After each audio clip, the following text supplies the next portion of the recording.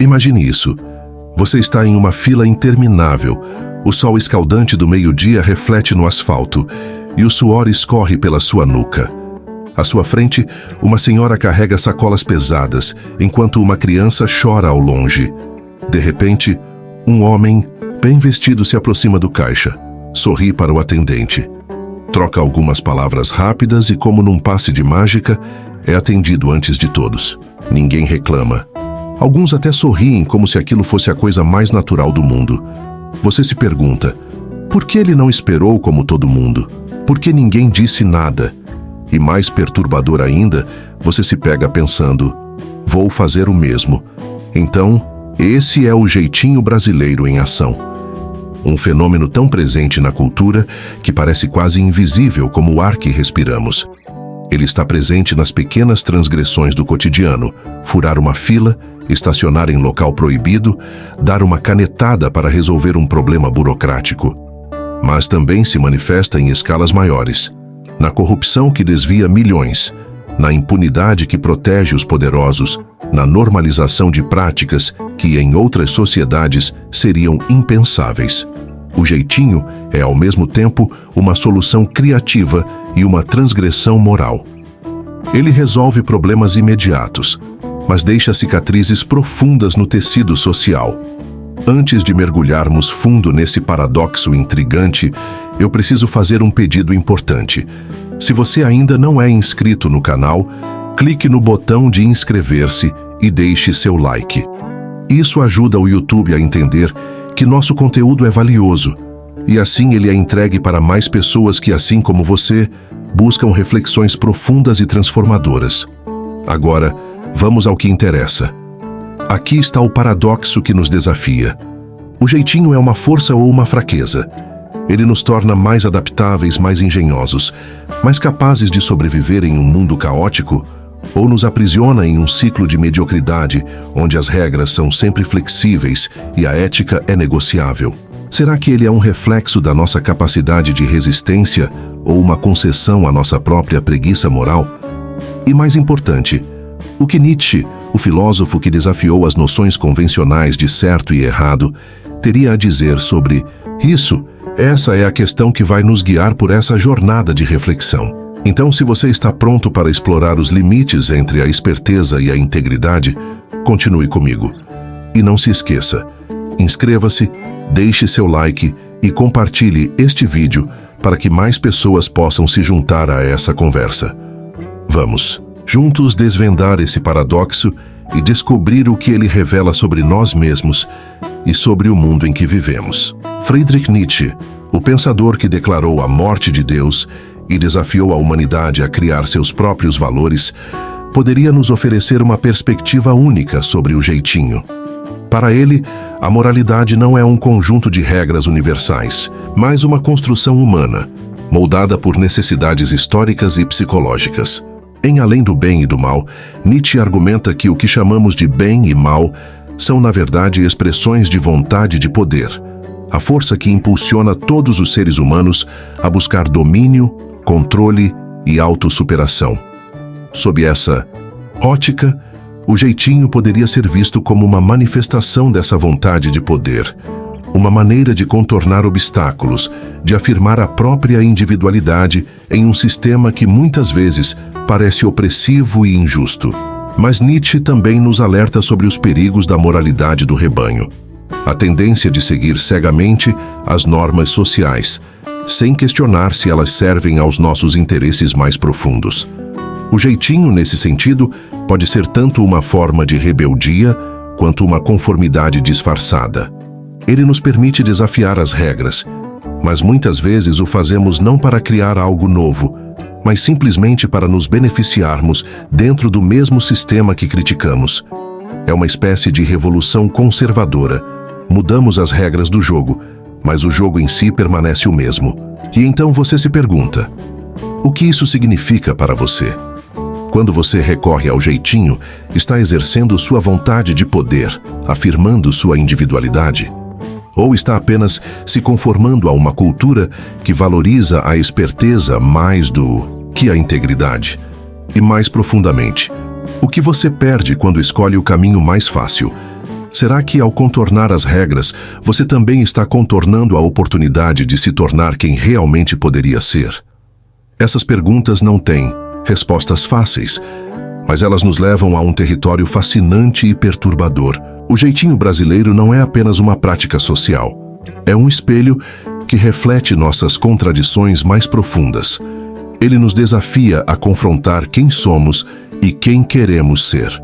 E como Nietzsche nos lembra, essa confrontação é o primeiro passo para a autêntica liberdade. Mas essa é apenas a ponta do iceberg. Para entender verdadeiramente o jeitinho brasileiro, precisamos mergulhar nas raízes psicológicas e filosóficas que o sustentam. O que nos leva a agir dessa maneira?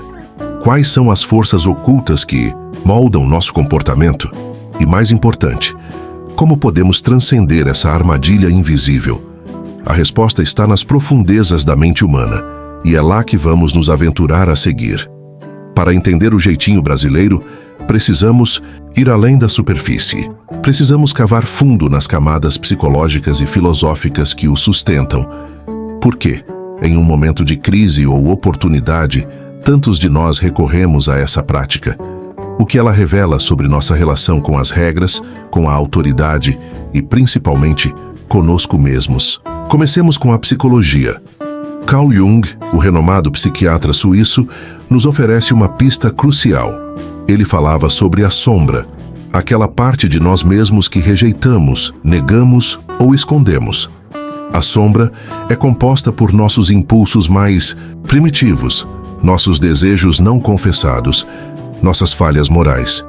E segundo Jung, quanto mais tentamos ignorar a sombra, mais ela se manifesta de formas distorcidas e muitas vezes destrutivas. O jeitinho pode ser visto como uma expressão da sombra coletiva do brasileiro.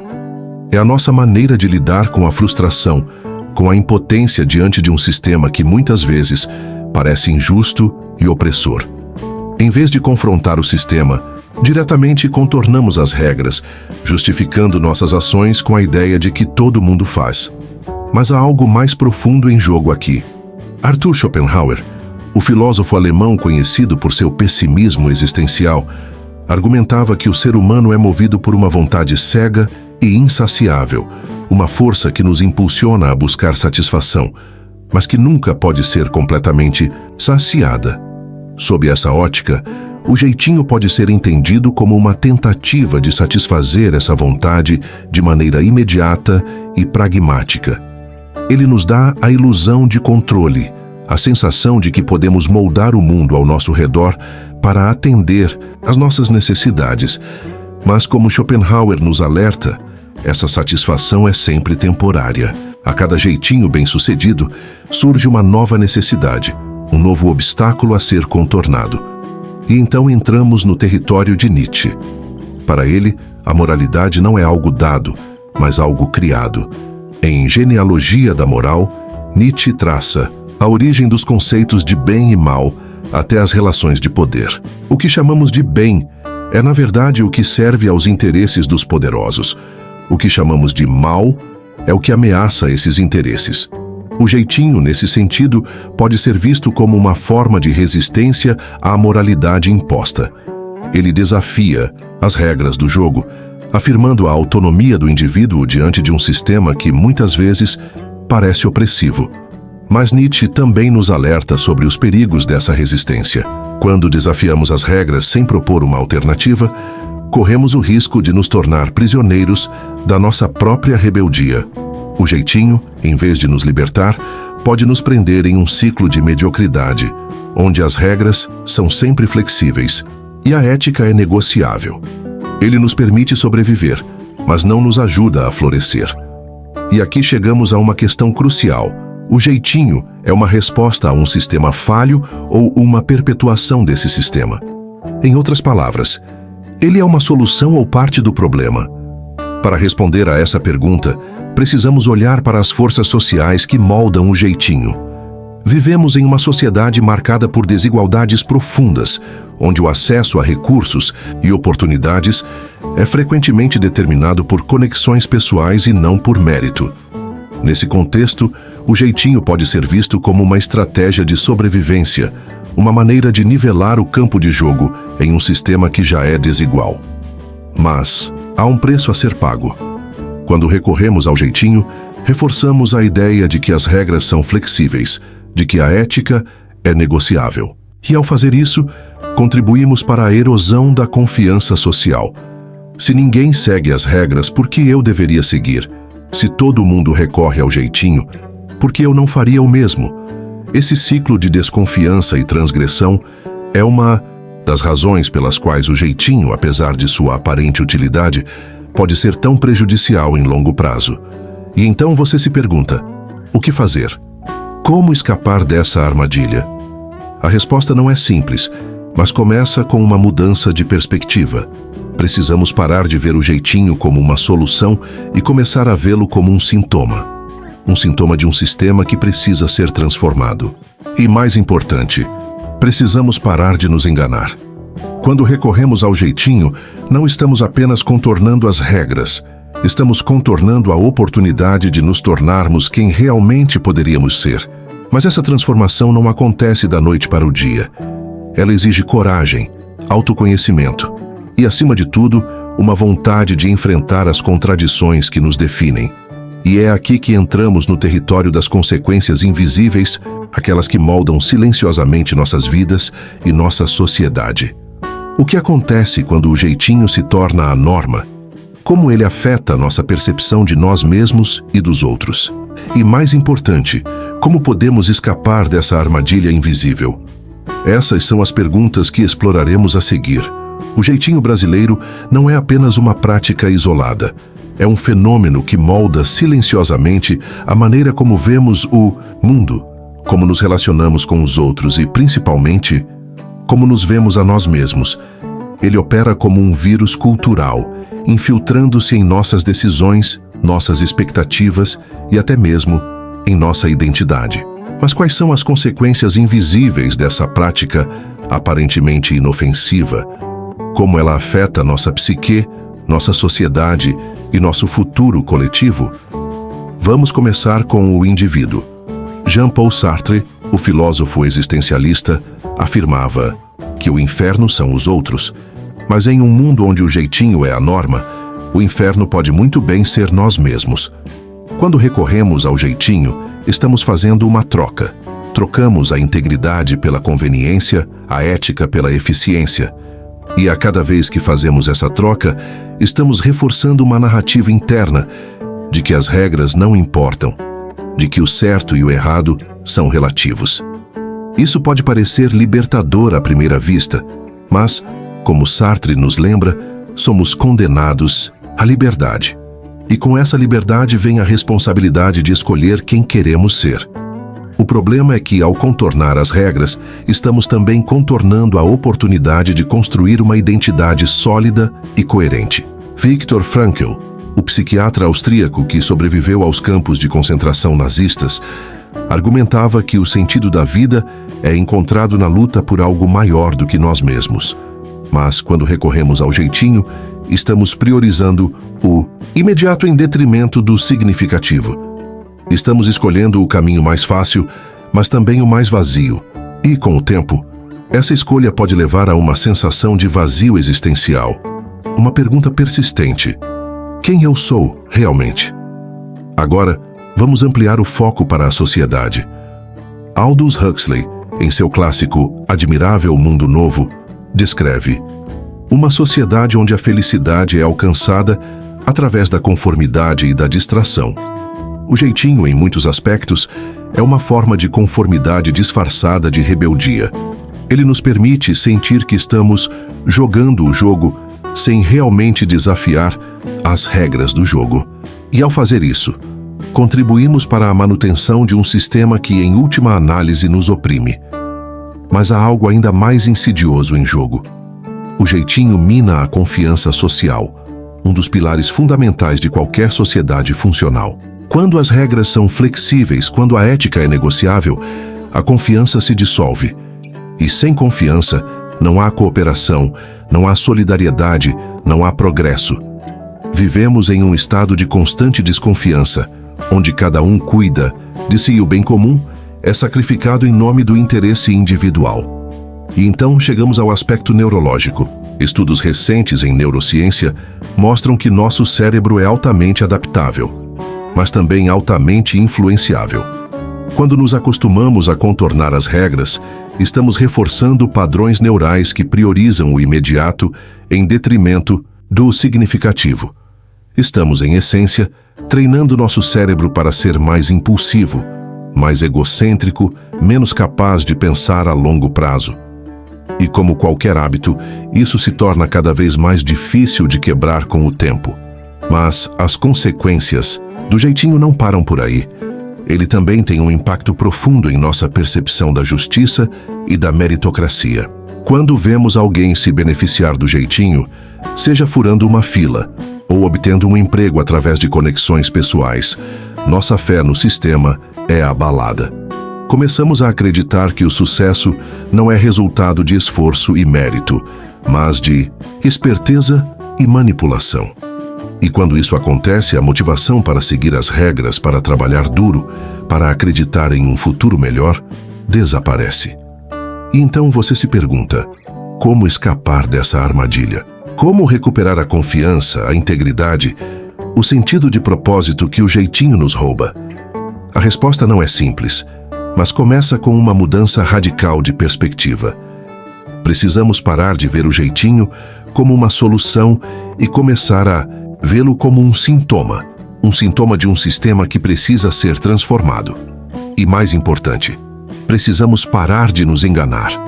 Quando recorremos ao jeitinho, não estamos apenas contornando as regras, estamos contornando a oportunidade de nos tornarmos quem realmente poderíamos ser.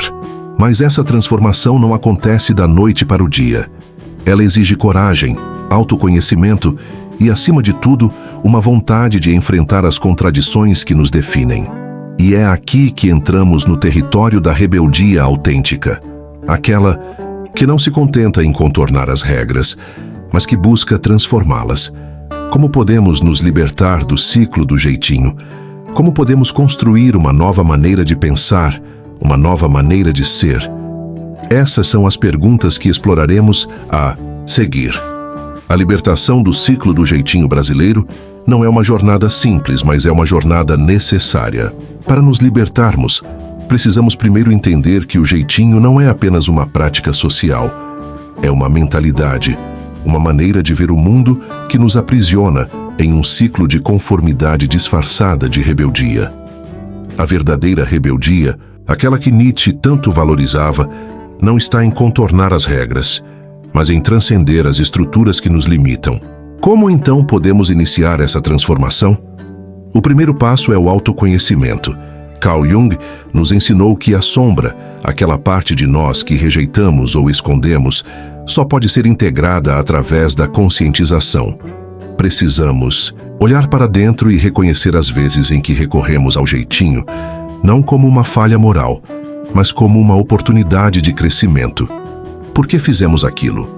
O que estávamos tentando evitar? O que isso revela sobre nossos medos, nossas inseguranças, nossos desejos mais profundos? Só quando enfrentamos essas perguntas é que podemos começar a nos libertar. Mas o autoconhecimento por si só não é suficiente. Precisamos também de uma mudança de mentalidade. Viktor Frankl, em sua obra Em Busca de Sentido, argumenta que a liberdade verdadeira vem da capacidade de escolher nossa resposta às circunstâncias, mesmo quando não podemos mudá-las. Em outras palavras, mesmo que o sistema seja injusto, mesmo que as regras sejam flexíveis, nós podemos escolher agir com integridade. Essa escolha não é fácil, mas é profundamente libertadora. Ela nos permite afirmar nossa individualidade, não através da transgressão, mas através da autenticidade. E aqui chegamos a um ponto crucial: a rebeldia autêntica. Nietzsche nos desafia a criar nossos próprios valores, a nos tornarmos quem realmente somos.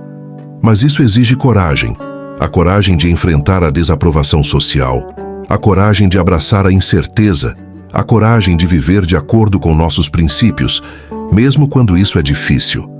A rebeldia autêntica não é sobre quebrar as regras, é sobre transcender as regras, sobre criar uma nova maneira de ser que não depende da aprovação dos outros.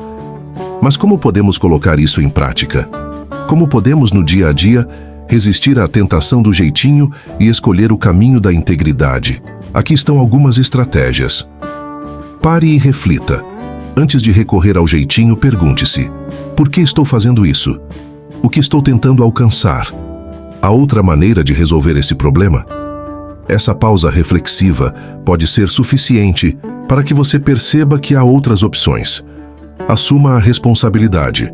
Quando você escolhe agir com integridade, está assumindo a responsabilidade por suas ações. Isso pode ser desconfortável, mas também é profundamente empoderador. Você não é mais uma vítima das circunstâncias. Você é o autor da sua própria história. Busque o significado. Em vez de focar no imediato, pergunte-se: o que isso significa para mim? Como isso contribui para quem eu quero ser? Quando você conecta suas ações a um propósito maior, fica mais fácil resistir à tentação do jeitinho. Cultive a paciência. O jeitinho é muitas vezes uma resposta à impaciência, à necessidade de resolver problemas rapidamente. Mas a verdadeira mudança exige tempo e esforço. Cultive a paciência e esteja disposto a esperar pelos resultados que realmente importam. Encontre apoio. A mudança é mais fácil quando não estamos sozinhos. Encontre pessoas que compartilham seus valores e que podem apoiá-lo nessa jornada. Juntos vocês podem criar uma nova cultura, uma cultura que valoriza a integridade mais do que a conveniência. Mas a rebeldia autêntica não se limita ao indivíduo. Ela também tem implicações sociais. Quando escolhemos agir com integridade, estamos enviando uma mensagem poderosa para aqueles ao nosso redor. Estamos mostrando que é possível viver de outra maneira, que é possível construir uma sociedade baseada na confiança, na cooperação, no respeito mútuo. E ao fazer isso, estamos contribuindo para uma mudança cultural que vai muito além de nós mesmos. E então você se pergunta: o que acontece quando nos libertamos do ciclo do jeitinho brasileiro? O que acontece quando escolhemos a integridade em vez da conveniência, a autenticidade em vez da conformidade? A resposta é simples, mas profunda. Nos tornamos quem realmente somos. E ao fazermos isso, abrimos a porta para uma nova maneira de viver. Uma maneira que é mais significativa, mais autêntica, mais verdadeira. Mas essa jornada não termina aqui. A verdadeira libertação exige uma realização final, uma compreensão profunda do que significa viver com integridade em um mundo que muitas vezes parece desprovido de sentido. E é essa realização final, essa verdade suprema, que exploraremos a seguir. O que acontece quando transcendemos o jeitinho e abraçamos uma nova maneira de ser? Como isso redefine nossa visão de mundo e nosso lugar nele? Essas são as perguntas que nos levarão à conclusão dessa jornada. Se você chegou até aqui, é porque essa mensagem ressoou em você. E isso é incrível. A jornada para se libertar do jeitinho e abraçar uma vida de integridade e autenticidade não é fácil, mas é profundamente transformadora. E você não está sozinho nessa. Se este vídeo fez você refletir, questionar ou até mesmo se inspirar, deixe um comentário dizendo de que lugar do Brasil você está nos ouvindo. Vamos criar uma comunidade de pessoas que buscam viver de maneira mais autêntica e significativa. E se você ainda não é inscrito, clique no botão de inscrever-se e junte-se a nós nessa jornada. Aqui, exploramos ideias que desafiam, inspiram e transformam. Lembre-se, a mudança começa com uma escolha. E hoje você deu o primeiro passo. Agora é seguir em frente com coragem e integridade. Até o próximo vídeo, onde continuaremos a desvendar os mistérios da mente, da sociedade e da existência. Inscreva-se, ative o sininho para não perder nenhum conteúdo e compartilhe este vídeo com alguém que precisa ouvir esta mensagem. Juntos podemos criar um mundo onde a autenticidade e a integridade são valores fundamentais. Obrigado por estar aqui. Até breve.